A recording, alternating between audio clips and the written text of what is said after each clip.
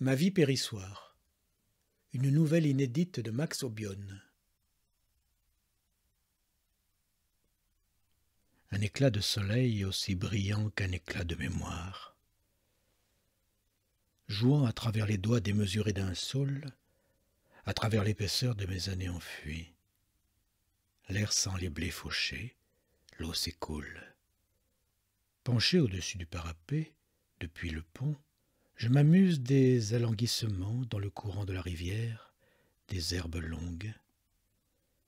Elles ondulent, lascives, telles des danseuses du ventre. L'image d'Yvonne s'affiche. Nos courses à vélo, nos arrêts, tout essoufflé au bord de l'eau, sa main était douce dans la mienne. Puis un éclat de soleil aussi brillant qu'un éclat de mémoire l'efface. La pile plantée au mi-temps du lit écarte l'onde transportant des fétus des moissons voisines. Une myriade de bulles se rit de l'obstacle.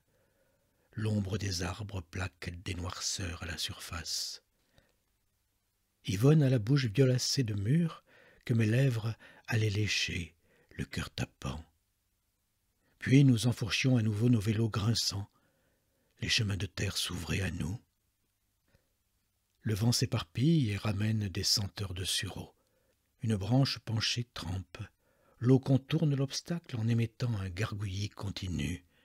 J'ai soif. Nous allions tirer un pichet de cidre pour les commis. La fraîcheur de la cave tombait sur nos épaules nues, d'un bloc. Dehors, la machine ronflait. Les gars de la batterie lançaient des cris joyeux. Nos mains se cherchaient. Je découvrais Yvonne. Lorsque la champlure libérait le liquide, immanquablement, elle était prise d'une envie de pipi. Je détournai le regard. L'obscurité perçait de trous blancs. Dans la porte, la masquait mâle, entre deux fûts. Elle riait, me traitait de grand nigaud qu'a jamais vu une zézette de fille. Une fois sortis, la lumière nous rendait aveugles. Personne ne remarquait mes oreilles rouges. Une mousse jaune débordait du pichet. Je remplissais avec entrain les verres tendus par les hommes poussiéreux ruisselant de sueur. Il me fallait retourner aux enfers, avec Yvonne, aux enfers du désir, dans la cave, dans le noir et le froid humide de la terre battue, tirer encore une pinte. Le courant s'évade sous l'arche du pont.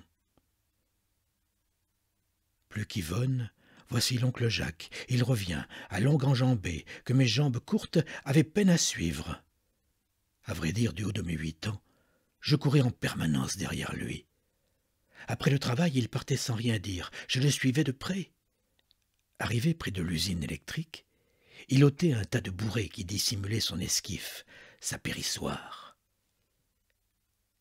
Il l'avait construite de ses mains lorsqu'il était rentré du STO, sur le modèle d'une pirogue à l'étrave effilée comme un poignard. Le père avait consenti à ce qu'il prélève des planches du chantier. C'était sa passion. Il soulevait avec effort son bateau pour le mettre à l'eau.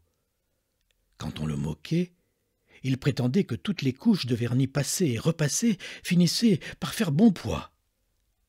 Il a dit « Viens donc !» Les moucherons dansent verticalement au-dessus d'une bouse. Un hanneton vrombit et passe à 2 doigts de mon oreille. Sur le miroir mouvant, des insectes troublent le reflet en jouant au cyclorameur. Il paraît qu'ils ont une bulle d'air à l'extrémité de leurs pattes. Installé à l'avant sur le petit siège raide, je cramponnais les bords de la périssoire. « Surtout, tu ne bouges pas !» J'entendais dans mon dos l'oncle Jacques maniant la pagaie, piochant avec délicatesse la surface de la rivière. « Sinon, on tombe à l'eau !» J'appris à mes dépens que cette embarcation était affublée du nom de son défaut majeur, le manque de stabilité. L'expérience de l'oncle Jacques valait toutes les assurances du monde. Je restais de marbre, et mon sourire perpétuel exprimait mon bonheur de voguer sur le fleuve marronnier. Bientôt nous verrions les Indiens Jivaros exhiber leur tête affreuse au détour d'un méandre. Nous restions silencieux, car le silence était beau en ces moments-là. La périssoire glissait, se faufilait sur l'onde. Nous étions caressés par les feuillages pendants, passant de la lumière à l'ombre. Je pris la liberté de tremper ma main dans l'eau. Un éclat de soleil aussi brillant qu'un éclat de mémoire. Elle file entre mes doigts qui se jouent de la fluidité. Dans le même temps, je sens l'eau fraîche mouiller mes mollets, puis c'est le fond de ma culotte qui subit l'invasion humide. Je n'ose me plaindre, sachant que l'oncle doit connaître le même sort. Il enfonce la rame avec plus d'énergie encore. La périssoire se remplit et sombre peu à peu, imperceptiblement. Le vernis a été incapable de colmater les fissures invisibles. La périssoire est de plus en plus lourde. « Tu ne bouges pas !» L'ordre est cinglant, tel une balle dans le dos, tel un coup de marteau sur la tête. Mes dents cliquettent, je tremble de froid désormais. J'aurais bien tenté d'écoper quelques gouttes avec mes mains. Mais le mouvement aurait déséquilibré notre esquif, aussi maniable qu'un vélo au milieu d'un troupeau de moutons. Les lianes d'un saule caressent ma joue en passant, comme pour me dire « Tiens-toi tranquille ». J'ai déjà subi 3 naufrages avec l'oncle Jacques. Sous nous, je vois défiler les herbiers entre les plantations à languis. Dans la transparence de l'onde claire, les cailloux paraissent patienter. Mes fesses trempent. Je retrouve sans plaisir cette sensation de mouiller quand le matin je me réveillais quelquefois piteux dans mon lit inondé de mon incontinence. Monsieur a encore voulu embêter sa mère, au coin le pisseur. Et je passai 1 heure dans le coin de ma petite chambre, le drap pisseux recouvrant ma tête, à ruminer la haine que je portais à ma génitrice dans ces moments-là. L'avantage avec la périssoire, c'est que nous avons la croisière et la baignade. Je m'abstiens de cette réflexion qui pourrait mettre l'oncle en fureur contre moi. À vrai dire, je me contrefiche de sombrer dans l'heure.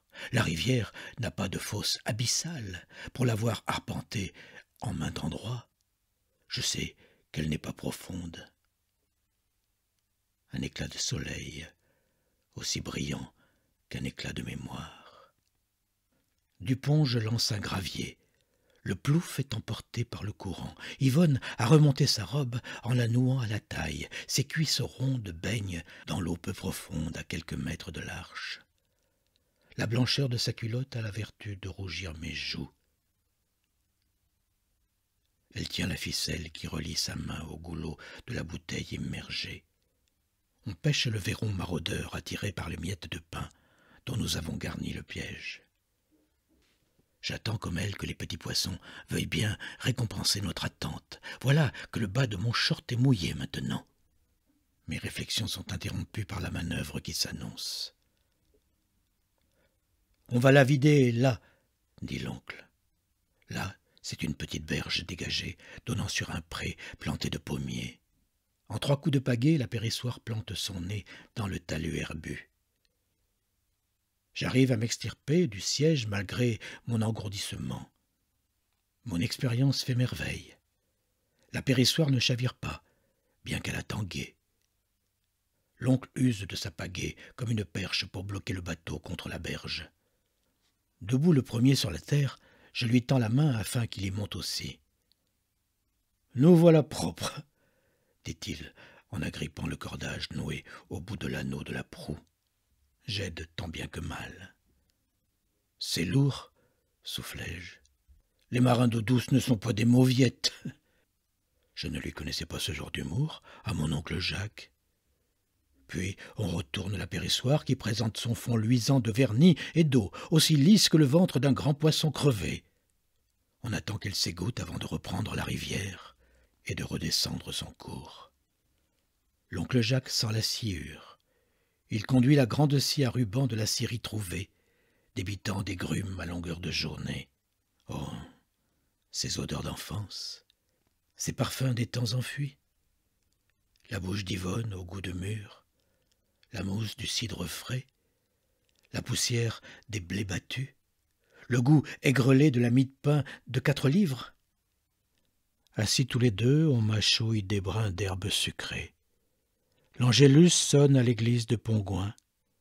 Lui répond le clocher des Chouinesses. Bon, il faut y aller. Sinon on va rentrer à la nuit. J'en connais une qui va nous passer un savon. Je la connais bien, celle-ci, ma mère, sa sœur. Aujourd'hui, ma vie prend l'eau, ma vie périssoire. Ma vie périssoire, de Max Aubion.